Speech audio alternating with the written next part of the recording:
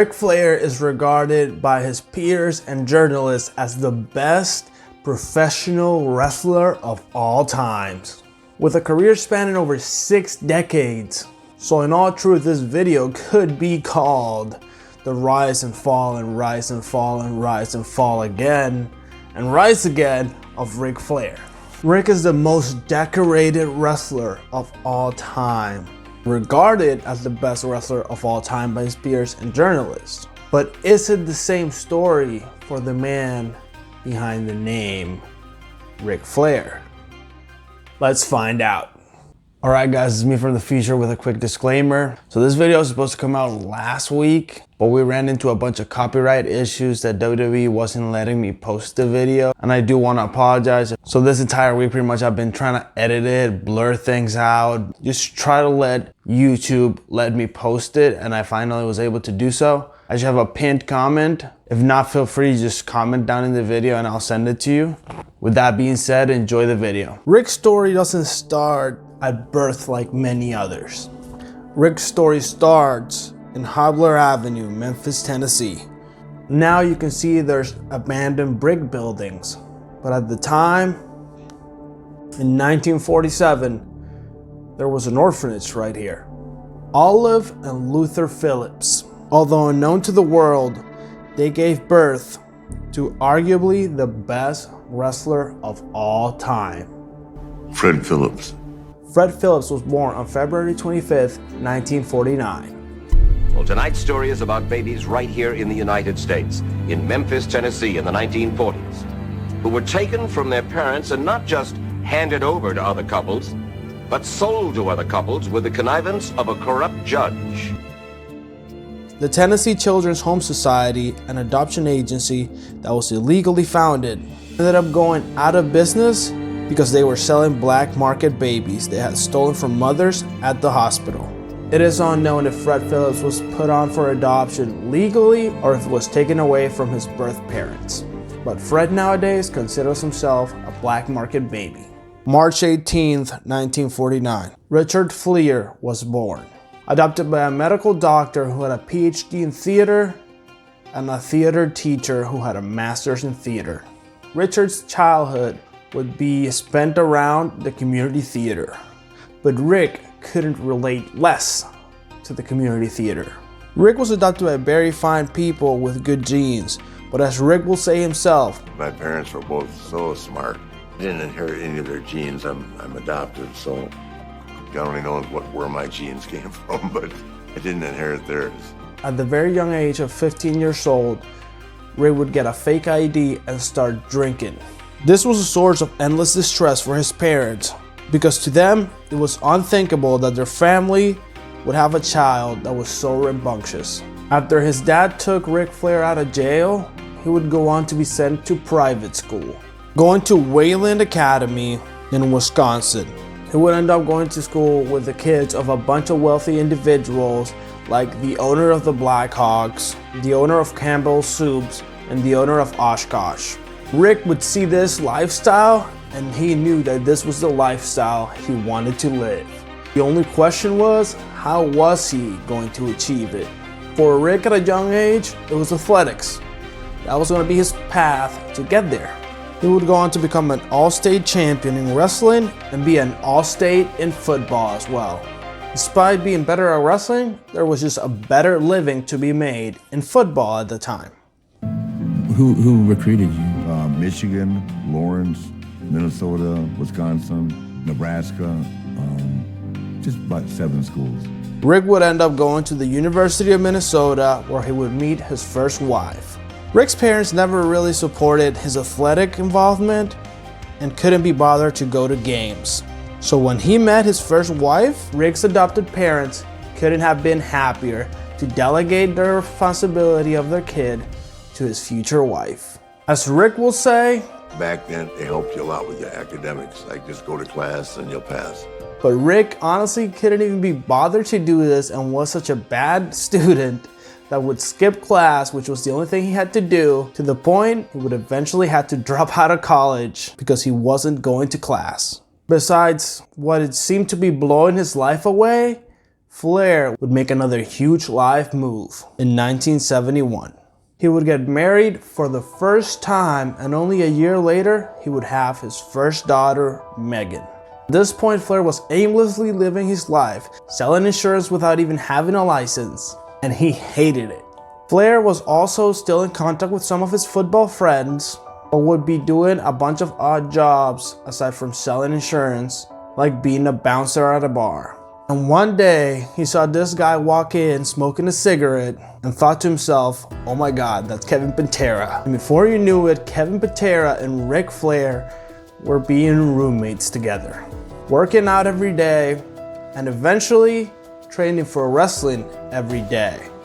Because Flair would find himself in a small world as his football teammate Greg Gagne happened to also know Ken Patera because his dad was sponsoring his involvement into professional wrestling for the American Wrestling Association, the AWA. So Greg Gagne, Ken Patera, Ric Flair, and Ricky the Dragon Steamboat, among a few others, would become the newest students of Vern Gagne's camp in late 1974.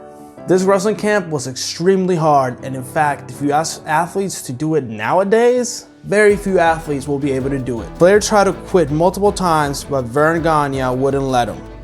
So Vern said, where's Flair? I said, well, he quit. Then he got in the car and he came and he called Rick. Rick came outside and he said, what are you doing? He said, I'm quitting, I can't make it. Vern open-handed him, knocked him right on his ass. He said, you're not quitting. Get your stuff. Get in my car, we're going out to the camp now. He saw the talent that Rick had, and there was no way he was going to let him quit that sport. So Flair would eventually finish the training camp. And there was only one last thing to be done for Flair's debut, and that would be his presentation, persona, and name. Richard wanted to pay tribute to one of his idols with this, Dusty Rhodes. I was so enamored with Dusty Rhodes. I said I want to call myself Ramblin' Ricky Rhodes. He got up, threw his glasses down, and said, Ramblin' Ricky Rhodes. What is it with you and Dusty Rhodes? Your name is Ric Flair. That's fucking cool as shit. Ric Flair. I said, it is? He said, yeah, call yourself Ric Flair, change the spine. And at the Minneapolis Sportatorium, Ric Flair would have his first match, quoting it as the hardest 10 minutes of his life. Ric Flair would go on to make $50 in that match. He spent it driving back home. In his young years, Flair would drive everywhere, driving to Calgary, Canada, Toronto, Minnesota, Chicago. He would drive all over the country, a lot of the times spending his money just getting to town and driving back. So when Flair got the opportunity to catch a flight and start flying everywhere, he jumped at the opportunity. Rick, as always, met a guy at a bar. I met this guy in a bar. I said, you Ric Flair? And I said, yeah. He said, you guys ever thought about flying? I hear you drive everywhere. I said, yeah, I've thought about why. He said, well, I got a plane. I said, you got a plane? So I said, you know, what are you talking about? He said, well, but there's 5 of you. I can carry 5 of you. I'll only charge you $100 a piece. I said, only $100 a piece to fly? I said, how fast will it go? He said, 250 miles an hour. I said, you're kidding me. $100 a piece? So, bingo. I got 5 people, like, right away. But see, the Vietnam veteran wasn't used to flying 5 people that were as big as wrestlers are. So it was too much weight on the plane. So to compensate for that, the Vietnam veteran had to lighten the plane by not putting fuel on it. During this flight, they would run out of fuel, and when the pilot pulled their reserves, there were no reserves on the plane, and within 10 seconds, the plane would die and start a nosedive. Rick broke his back in 3 places and ruptured his stomach. He lost 2 inches of height and 100 pounds of weight. Johnny Valentine, his partner that was in the flight with him, would end up being paralyzed from the hips down for the rest of his life. And doctors told him that he would never wrestle again. However, in classic Ric Flair fashion, even though the doctors told him that it would be impossible for him to wrestle again, he would just keep trying at rehab, doing the very limited moves he could do, and dreaming about what his persona would be like when he came back.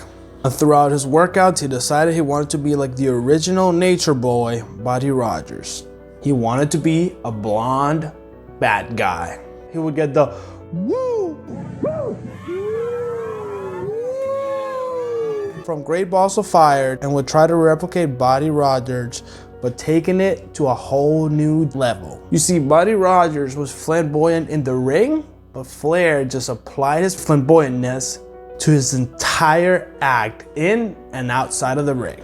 He got the idea for the most iconic robes from Buddy Rogers, but he would also ride private jets, be in limousines with the hottest chicks, and this lifestyle wasn't cheap.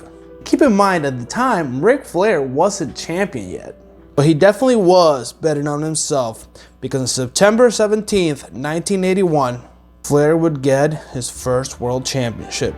Ric Flair was a true world champion, defending it everywhere from New Zealand, Japan, Rio de Janeiro, the United States, and would ride in limousines, fly in private jets, and yes, the same guy that had just survived a plane crash bought himself a private jet.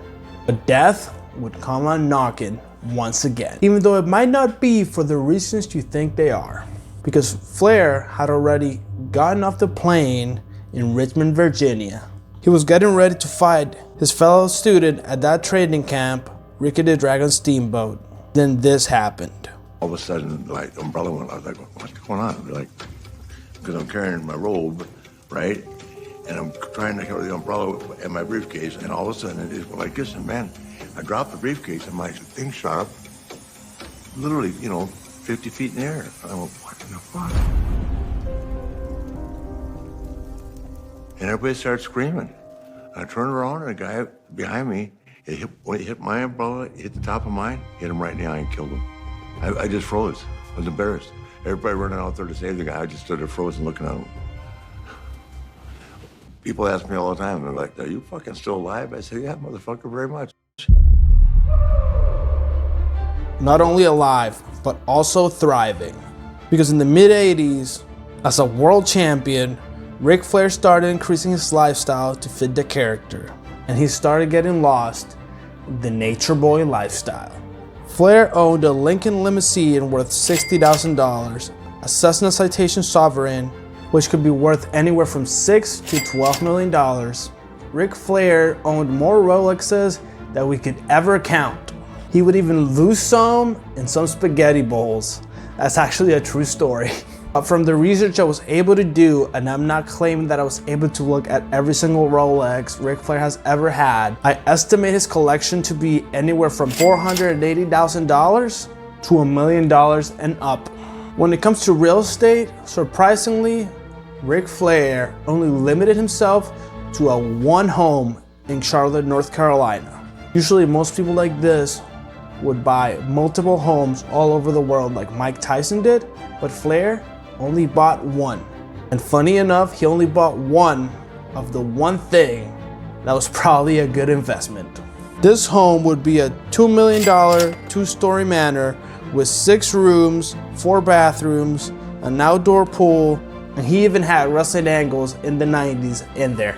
Flair has also been seen around owning 7 cars. A Bentley R-Notch T, which is worth $229,000. A Chevrolet Camaro, which is worth $37,000. A Chevrolet SS, which is worth $46,000. A BMW 7 Series, which is worth $74,000. A Porsche Cayenne Turbo, which is worth $90,000. A Mercedes AMG GT63, which is worth $136,000. And a Rolls-Royce Dawn, worth $353,000. This is not even counting his outfits. Flair would spend a lot of his money on just outfits. How many pairs of shoes? Oh, in my lifetime, about 200 pairs of alligator lizard shoes, skin shoes. He claims he has bought 200 pairs of alligator shoes, worth about $900 each pair. This would be $180,000 just in alligator shoes. And he would not even repeat suits that he would wear on TV. Ric Flair claims, I know this is hard to believe, but I didn't want to ever wear the same thing on TV twice. And if you look back on tapes, you're going to see very few things I wore twice. We taped once a week. So I probably bought 4 suits a week for 36 years. He would buy 4 suits every single week for 36 years. However, I find this a little hard to believe, and I believe he might have made a mistake, and I'll explain why. That would be 208 suits per year for 36 years. That would make a total of 7,488 suits. On average, assuming a suit is worth $5,000, which is a conservative estimate, knowing Ric Flair, this would be a total of $37 million in suits. And to be honest, I find this a little hard to believe. So I think Flair made a mistake, and he meant to say that he wouldn't repeat suits on TV, and he would have weekly TV shows, so he would buy a suit every single week, or 4 suits a month. That would be 48 suits a year and 1,728 suits in his career. Estimating again an average of $5,000 a suit, this would be $8,640,000 on suits. Now to me, for Ric Flair to spend $8 million in suits, it's a lot more realistic than him spending $37 million in suits. So I decided to go with $8.5 million. And when Flair was asked where did he find the money to pay for all this, he responded with a simple answer. Because I wasn't paying my taxes. So what if Flair had paid his taxes? What if Flair had gotten his free stock down in the description and had invested some money to support himself for the rest of his life? Flair's spending lifestyle costed him between $17 million and $25 million, just on the expenses we have discussed. So let's just go right in the middle at $21 million. There is an assumption to believe that Ric Flair made his $21 million and blew them all right away. However, let's just assume that he'd made a little bit more, and we'll tax 33% of his $21 million. That would bring him to $14 million post-tax throughout his 36-year career. Now, Flair still had to live the gimmick, so let's say $7 million of his discretionary income would go to living the gimmick. More than enough to be the nature boy. With this, he would be able to rent limos instead of buying limos, charter private jets instead of buying them, and letting the promotions help with the gimmick, leaving him with another $7 million to invest and save for the rest of his life. Now, let's just assume a constant income of those $7 million, which would be around $200,000 every single year, available for investment. If he had invested at a very conservative 7% annually, assuming an investment in the total market, he would have gotten $34 million by the time he had retired. But if Flair had invested it in businesses and in the S&P 500, we could assume a return of 10% annually. Flair would have made $72 million adjusted for inflation. Flair was living the nature boy lifestyle and not caring about anything else. The fine line between Ric Flair and Richard Flair had been blurred too much. During this time, Flair would amass 14 more world championships, and those are only speaking of the ones that are recognized by WWE, which are winning the NWA World Championship 8 times, and then he would jump ship to WWF, generating a huge argument between the NWA, and at the time, he would get fined $25,000 for having the title, but Flair could easily afford it at this time, so the NWA would go on to sue them. As soon as he made his way onto the WWF, he won his first WWF championship by winning the Royal Rumble. Then he would go on to lose his title reign in classic Flair fashion at a non-televised event to Bret the Hitman Hart. Flair would jump on to WCW once again to regain the big gold belt, but this time it was a WCW World Championship. He would win this championship 6 times. Flair would carry the entire promotion of WCW on his back as world champion. But after 8 years, Flair was no longer appreciated because he wasn't the top guy in the company anymore. He was just considered an old guy. He was asked to retire many times. They weren't treating him properly, and Flair thought this wasn't the right place for him and his family. And in 2001, the moment Flair had been waiting for, WCW would go out of business and be bought by the World Wrestling Federation, WWE. At this point, WCW had destroyed Flair's ego. At 50 years old, Ric Flair wasn't the same nature boy that everybody knew him as in the 80s. Flair was honestly a shadow of himself until a faction came along. A faction headed by somebody that would play a huge role in his career, Triple H, who decided to save him. He would be in WWE for another 7 years, and in his 7th year in 2008, Ric Flair would have one of the greatest final matches and retirement matches in WrestleMania against Shawn Michaels, with all his family sitting front row and having the iconic moment that everybody wants. There was also an iconic ending to the match. I'm sorry, I love you. 1, 2, 3. That super kick would send the greatest wrestler of all time into retirement, never to be seen again in the ring, but always to be seen as a legend. Right? Once again, Richard Flair was broke and lost without Flair. He would come out of retirement for another run with TNA. And he would meet a person that would also play an important role in the future of his career, and is actually the same person I trained with, Jay Lethal. Woo!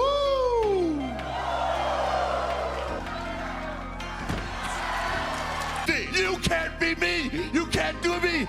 Woo! Woo! Woo! Woo! Woo!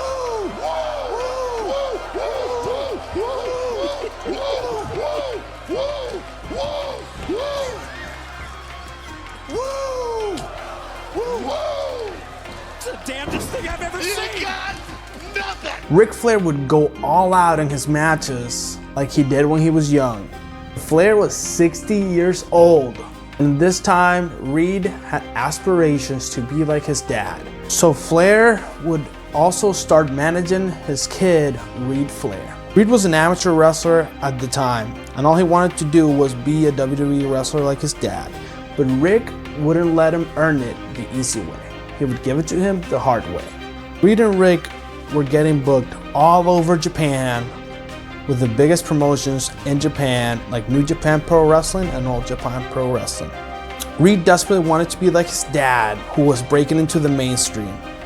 Flair was in cartoons, TV shows, movies, video games, and Hollywood. Reed would do anything to get there, and the WWE would grant Reed with a WWE tryout. But I would be like, Rick, so here's what came up on Reed's test. Oh, this is impossible. I asked him. He said this is not true. Well, Rick, the test doesn't lie. Here's what it is. Because it's you, I'll retest him. And you can, tell him, so I'm telling you I'm gonna retest him so he knows it's coming now. Right? Here it comes again. Worse than it was the first time. Rick. Man, I don't know. I think he might have something from GNC or I don't know. No, you're lying to yourself. Reed would fail 2 to 3 drug tests and would have to sit an entire year before he was given a chance once again. That night, Flair would put him to sleep and question why he was doing what he was doing and telling him not to ruin his dream. Hello? Hi, sir. Hello? The Charlotte Police Department. Did you need the police up there, sir? What's going on with him? He don't call me. Okay, sir. He don't call me. It's purple, please. Sir, we do have police on the way. Let me get you over to the medics as well. Hang on 1 second. No, I'm at the whole... I understand that, sir. Let me get you over to the medics so they can try to give you some help, all right? Please. Yes, sir. Hang on 1 second. He was saying, the only thing he said to me before he transferred over was that his son was dying and he's turning purple. Right. And they went in there for 5 minutes and came out, and same guy, same ambulance crew, and they said he didn't make it. I said, what? And they said he didn't make it, Rick. And I was like went into shock. A professional wrestling legend's world shattered today after police confirmed Ric Flair's 25-year-old son was found dead at this South Park hotel. Reed Flair was found dead inside a room at the Residence Inn around 10:30 this morning.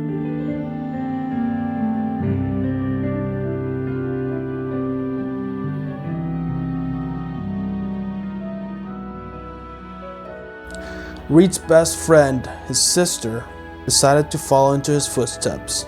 And Ashley, now known as Charlotte, was just as good as Reed and just as good as Ric Flair. Flair would manage her the entire way. Ruptured intestine, pneumonia, septic was the worst part, total kidney failure, and respiratory heart failure, all at once. The nurses were explaining to me, my sister, and my brother, you know, that my dad might not make it. They gave us like all an opportunity to say goodbye to him. They said there's probably about 15% chance he's gonna make it through this. And they wheeled him away. Ric had a 15% chance to make it out alive, but he made it once again. To be honest, it's a miracle. Hey, to all my fans out there, let it be known worldwide that Nature Boy, woo, is back up and running. Looking as only I can look.